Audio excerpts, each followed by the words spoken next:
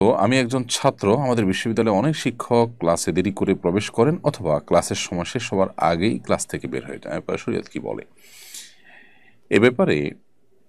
শরঈ দৃষ্টিকোণ থেকে তার এই দেরিতে প্রবেশ করা এবং আগে বের হওয়াটা নাজায়েজ হবে এবং এটা কাজে ফাঁকি হিসাবে ধর্তব্য হবে তখন যখন এটি যেটুকু সময় পরে ঢোকা বা যেটুকু সময় আগে বের হওয়ার প্রচলন আছে সচরাচর তার চাইতে অনেক বেশি হয় চোখে পড়ার মতো, এবং যেটা তিনি ইন্টেনশনালি ফাঁকি দেওয়ার নিয়তে ফাঁকি দেওয়ার জন্যই করেন সেটুকু।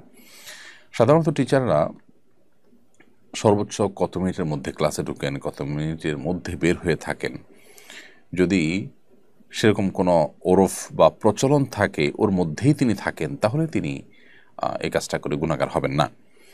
ধরা যাক যে ক্লাসে আসতে আসতে টিচারদের অ্যাভারেজে 5 মিনিট টাইম লেগে যায়, তাহলে সেক্ষেত্রে এর মধ্যে তিনি আসলে সমস্যা হবে না। কিন্তু তিনি জাস্ট নামকস্তে হাজিরা দেওয়ার জন্য এসেছেন, ফাঁকি দেওয়ার উদ্দেশ্যে তিনি দেরি করে প্রবেশ করেছেন, এরকম পর্যায়ে যদি চলে যায় তাহলে সেক্ষেত্রে সেটি কিন্তু গুনাহের কারণ হতে পারে। এটি নির্ভর করে একটা ওরফের উপরে, প্রচলনের উপরে।